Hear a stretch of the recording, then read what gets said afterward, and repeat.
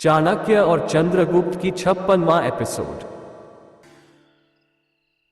गांधार के सीमावर्ती इलाके के बाजार के बीचों बीच बने सराय में चंद्रगुप्त और आचार्य चाणक्य पहलवान नायक के कहने पर रुके थे। रात्रि का पहला प्रहर बीत चुका था, लेकिन चंद्रगुप्त की आंखों में नींद नहीं दिखाई दे रही थी। चाणक्य मौन थे। उन्होंने कहीं ना कहीं चंद्रगुप्त के मन में चल रही उथल पुथल को समझ लिया था। चाणक्य बोले, कुछ कहना चाहते हो चंद्रगुप्त? चंद्रगुप्त धीरे से बोला, आचार्य, क्या नायक आपको विश्वास योग्य लगता है? हमें उस पर भरोसा नहीं करना चाहिए। चाणक्य बोले, हम जिस लक्ष्य को पाने के लिए निकले हैं उसके लिए सबसे जरूरी चीज विश्वास ही है। हम अकेले कुछ नहीं कर सकते, उसमें हमें नायक जैसे व्यक्तियों की बहुत आवश्यकता है। लोगों को ठगने की उसकी कला हमारे बहुत काम आएगी, इसलिए हमें उस पर विश्वास करना ही होगा। हां, यह मुमकिन है कि वो हमारे साथ विश्वासघात भी करे, लेकिन हमें हर परिस्थिति के लिए तैयार रहना है। चंद्रगुप्त बोला, हां आचार्य, मुझे तो वो शक्ल से ही मक्कार मालूम पड़ता है। चाणक्य बोले, सिकंदर के खेमे में जाने के लिए हमें ऐसे ही मक्कार लोगों की आवश्यकता है। और ध्यान रहे, कभी किसी को कम नहीं आंकना चाहिए, क्योंकि जो काम सुई कर सकती है वो तलवार कभी नहीं कर सकती। चंद्रगुप्त उसकी बातों से सहमत होता हुआ बोला, आचार्य, आप जैसा ठीक समझें। जहां एक तरफ चंद्रगुप्त चाणक्य के आश्वासन के बाद पूरी रात आराम से सोया, वहीं दूसरी तरफ सुकन्या को रात भर भूखे पेट सोने के कारण नींद ही नहीं आई। सुबह वो जल्दी ही उठ गई। उससे अब भूख सहन नहीं हो रही थी। वो अपने कक्ष से बाहर निकल उस आश्रम में घूमने लगी। तभी उसे वहां एक कक्ष से अजीब सी सुगंध आती प्रतीत हुई। वो कक्ष में गई तो देखा तो सामने वही रहस्यमयी औरत एक बड़े चूल्हे पर कुछ बना रही थी। चूल्हे पर एक बड़ी सी कढ़ाई चढ़ी हुई थी और उसमें ढेर सारा पानी उबल रहा था, और उस पानी में कुछ हरे रंग की पत्तियां भी डली हुई थी, जिनसे मनमोहक सुगंध आ रही थी। सुकन्या ने जब यह देखा तो खुद से ही बोली, लगता है आज भी भोजन में गर्म पानी ही परोसा जाएगा। सुकन्या ने उस औरत से कुछ पूछना चाहा, लेकिन फिर मन ही मन बोली, यहां तो कोई जवाब भी नहीं देता, फिर ये क्यों मेरे प्रश्नों के जवाब देंगी? मेरा प्रश्न व्यर्थ हो जाएगा। यह सोचकर वो वहां से वापस जाने के लिए मुड़ी। वहीं उस औरत को सुकन्या के आने का आभास हो गया था। उसने बिना मुड़े ही सुकन्या से प्रश्न किया, किसी दुविधा में हो? यह सुनते ही सुकन्या के अंदर छिपा हुआ प्रश्नों का कीड़ा जैसे बाहर उछल आया। वो तुरंत मुड़ी और बोली, हां, मैं पूछना चाह रही थी कि क्या आपकी कढ़ाई में ये जो गर्म पानी उबल रहा है ये भोजन के लिए है? उस औरत ने मुस्कुराते हुए कहा, नहीं, यह सम्मोहन औषधि है। सुकन्या आश्चर्य से बोली, सम्मोहन औषधि? वही औषधि ना जिसके बाद व्यक्ति किसी और की बात मानने लगता है और अपनी सुध-बुध खो बैठता है। उस औरत ने सुकन्या को बेचैन देखकर कहा, तुम्हें भी इस औषधि के बारे में विस्तार से बताया जाएगा, लेकिन अभी नहीं। तुम कुछ और पूछने आई थी? सुकन्या ने सकुचाते हुए पूछा। कुछ खाने को मिलेगा? उस औरत ने कहा, अभी तो भोजन का समय नहीं हुआ है। क्या तुमने रात को भोजन नहीं किया था? सुकन्या ने मायूस होते हुए ना में सर हिला दिया और बोली, भोजन में सिर्फ गर्म पानी मिला था, कुछ देर बाद वो भी छीन लिया गया। उस औरत ने कहा, तुम यहां विषकन्या बनने के लिए आई हो, और तुम्हें ज्ञात है कि एक विषकन्या का जीवन कितना कठिन होता है। कब किसे रात दिन या कई दिनों तक भूखा सोना पड़े कोई नहीं जानता। ऐसे में कई बार पानी पीकर ही जीवित रहना पड़ता है। सुकन्या समझ गई कि उसे समय से पहले भोजन नहीं मिलने वाला है। वो फिर से वापस जाने को मुड़ी कि तभी उस औरत ने कहा, रुको, लो भोजन कर लो। उसने सुकन्या के सामने एक ढका हुआ थाल आगे बढ़ाया। सुकन्या ने मन ही मन कहा, कहीं इसमें फिर से गर्म पानी तो नहीं? वो उसे लेते हुए सब कुछ आने लगी। तब उस औरत ने कहा, एक विषकन्या के लिए समय और उसकी उपयोगिता अत्यंत महत्वपूर्ण होती है। अगर तुमने इसे ग्रहण नहीं किया तो फिर तुम्हें आज दिन भर भूखा रहना होगा। सुकन्या ने झट से वो थाल अपने हाथ में ले लिया और वहीं किनारे बैठ गई। उसने डरते डरते उस थाल को खोला। भोजन देखते ही उसका चेहरा खिल उठा। उसमें वही भोजन था जो उसने पिछली रात रसोई में बनते हुए देखा था। हालांकि वो ठंडा था, लेकिन भूख मिटाने के लिए काफी था। सुकन्या उस खीर पर भूखे शेर की तरह टूट पड़ी। कुछ ही पल में उसने थाली खाली कर दी थी, लेकिन थोड़ी ही देर में उसकी आंखों के आगे हल्का हल्का अंधेरा छाने लगा, जैसे उसने कोई नशीला पदार्थ खा लिया हो। सुकन्या लड़खड़ाती हुई आवाज में बोली, मुझे क्या दिया है? मुझे मूर्छा क्यों आ रही है? सब धुंधला क्यों नजर आ रहा है? तभी वो औरत उठकर सुकन्या के सामने आई और उसकी हालत देख मुस्कुराने लगी। सुकन्या धुंधली आंखों से उसे देख रही थी और फिर धीमे धीमे उसकी आंखों के सामने पूरी तरह से अंधेरा छा गया और वो वहीं बेहोश होकर गिर गई। इधर सराय में नायक सुबह सुबह आचार्य चाणक्य और चंद्रगुप्त के पास आया और बोला, आप दोनों के लिए स्नान की व्यवस्था हो चुकी है, आप मेरे साथ आ सकते हैं। चाणक्य और चंद्रगुप्त ने अपने वस्त्र लिए और नायक के पीछे पीछे स्नानागार में चले गए। ये नायक की चाल थी। वो दोनों को स्नान के लिए भेज वो स्वर्ण मुद्राएं चुराना चाहता था। वो तुरंत ही वापस सराय में लौटा और उसी कक्ष में गया जहां दोनों ठहरे हुए थे। उसने मुस्कुराते हुए कहा, अब इन्हें ज्ञात होगा कि नायक कौन है। मुझसे जीतना चाहते हैं।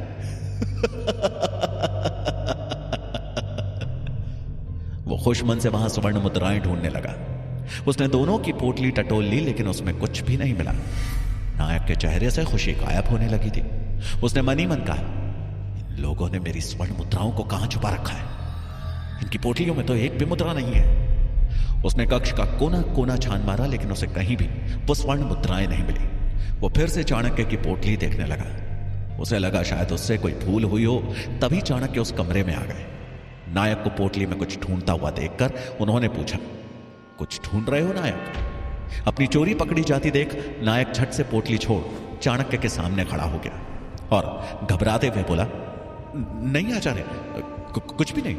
वो तो पोटली खूंटी से गिर गई थी, तो मैं उठा रहा था। चाणक्य समझ गए थे कि वो स्वर्ण मुद्राएं ही ढूंढ रहा है, लेकिन उन्होंने अनजान बनते हुए कहा, ठीक है, पोटली को खूंटी पर टांग दो और हमें भोजनालय ले चलो, हमें भूख लग रही है। नायक ने बुझे मन से कहा, आइए आचार्य। वो चाणक्य और चंद्रगुप्त को भोजनालय लेकर गया। दोनों भोजन करने बैठ गए। वहीं नायक थोड़ी दूर जाकर खड़ा हो गया। स्वर्ण मुद्राएं नहीं मिलने के कारण वो काफी निराश था। भोजन कर लेने के पश्चात चाणक्य ने नायक को आवाज दी। नायक ने मन ही मन खींचते हुए कहा, अब इन्हें क्या कार्य आ गया। नायक चाणक्य के पास गया तो चाणक्य बोले, इन्हें सिक्के दे दो। नायक आश्चर्य से बोला, सिक्के? कौन से सिक्के? मेरे पास कोई भी सिक्के नहीं है आचार्य। चाणक्य उसके नजदीक गए और उसके कमरबंद में बंधी भिश्ती निकाली और उसमें से सिक्के निकालकर उन्होंने भोजनालय वाले को दे दिए। नायक ये देख आश्चर्य में था। उसने हैरानी से पूछा, आचार्य ये कब? चाणक्य ने मुस्कुराते हुए कहा, रात्रि जब तुम नींद में थे तभी मैंने सारे सिक्के तुम्हारी भिश्ती में छुपा दिए थे। नायक ने अपना सर पीट लिया और खुद से बोला, मृग कस्तूरी ढूंढता रहा जो उसने अपनी ही नाभि में छुपा रखी थी। उसने मन ही मन कहा, इस ब्राह्मण से जीत पाना इतना भी आसान नहीं है। ऐसा लग रहा है कि इसकी सोच वहां से शुरू होती है जहां से हमारी सोच खत्म हो जाती है। तभी चाणक्य बोले, नायक हमें सिकंदर के खेमे में जाना है और उसके लिए हमें तुम्हारा साथ चाहिए। नायक एकदम से चौंक पड़ा। क्या? उसे विश्वास नहीं हो रहा था कि आचार्य चाणक्य ने जो भी अभी कहा वो उसने सत्य सत्य सुना था। इधर मगध में अमात्य की नींद भी उड़ी हुई थी। पूरी रात्रि वो यही सोचते रहे कि आखिर वो कौन है जो मालकेतु का अपहरण कर सकता है। अमात्य ये सब सोच ही रहे थे कि तभी किसी ने उनके कक्ष की खिड़की से एक और संदेश उसी तरह पत्थर में लपेटकर फिर फेंका। उस खिड़की के बाहर एक मार्ग था जो सीधा राज दरबार में जाकर मिलता था। अमात्य ने तुरंत ही वो संदेश उठाया और मार्ग की ओर भागे जहां से वो संदेश फेंका गया था। अमात्य तुरंत ही गलियारे में पहुंच गए। उन्हें पूर्ण आशा थी कि शायद वो उस व्यक्ति तक पहुंच जाए जो उन्हें ये संदेश दे रहा है। अमात्य तेज कदमों से गलियारे में भाग रहे थे और तभी अचानक से वो मुरा से टकरा पड़े। मुरा को सामने देखा अमात्य के क्रोध की सीमा ना रही। वो गुस्से में बोले, तो यह संदेश तुमने भेजा है? मुरा संकोच से बोली, कैसा संदेश महामंत्री जी, मैं तो यहां। अमात्य उच्च स्वर में बोले, चुप रहो। इस भोले चेहरे के पीछे छिपे तुम्हारे असली व्यक्तित्व को हम भली भांति जानते हैं। सच सच बताओ, यह संदेश तुमने फेंका है ना? मुरा करुण स्वर में बोली, आपको कोई गलत फहमी हुई है महामंत्री जी। मैं तो विशाखा को ढूंढ रही हूं, वो कल रात से ही गायब है। महारानी जी ने उसे तुरंत अपनी सेवा में हाजिर होने को कहा है। महारानी जी का गुस्सा 7वें आसमान पर है। मुरा की बात सुनकर अमात्य चौंक गए। अमात्य ने हैरान होकर कहा, विशाखा राजमहल में नहीं है? कहां है वो? मुरा ने सर झुकाकर कहा, ज्ञात नहीं महामंत्री जी, और मैं सत्य कह रही हूं, मैंने आपको कोई संदेश नहीं भेजा। अमात्य ने गुस्से में कहा, ठीक है, जाओ यहां से। मुरा डर कर वहां से चली गई। अमात्य ने वो संदेश पढ़ा जिसमें लिखा था, तुम चाहे भुजंग को मेरे पीछे लगाओ या पूरी मगध की सेना को, तुम मुझ तक नहीं पहुंच पाओगे और तुम्हारा सत्य सबके सामने आकर रहेगा। अमात्य क्रोध में अपने दांत पीसने लगे। तभी सेनापति भुजंग, जो वहां से गुजर रहे थे, अमात्य को निराश देखकर उनके समीप आए और बोले, महामंत्री जी क्या हुआ? सब कुशल है? मैं आपसे ही मिलने आ रहा था। अमात्य बोले, कुछ भी कुशल नहीं है भुजंग। पहले मालकेतु का गायब होना और फिर वो गुप्त पत्र, और अब विशाखा भी राजमहल में नहीं दिख रही है। भुजंग बोले, हो सकता है विशाखा राजमहल से बाहर गई हो। अमात्य ने परेशान होकर कहा, नहीं, मुझे ऐसा नहीं लगता। आजकल कुछ भी अच्छा नहीं हो रहा है। कहीं विशाखा भी तो मालकेतु की तरह गायब नहीं हो गई।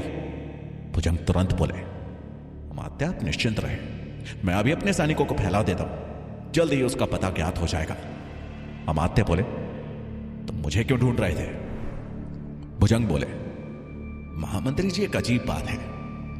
मालकेतु को सबने आखिरी बार राजहंस के कक्ष में जाते देखा था, लेकिन वहां से वापस आते हुए उसे किसी ने नहीं देखा, और अब तो राजहंस भी तक्षशिला के लिए निकल चुका है।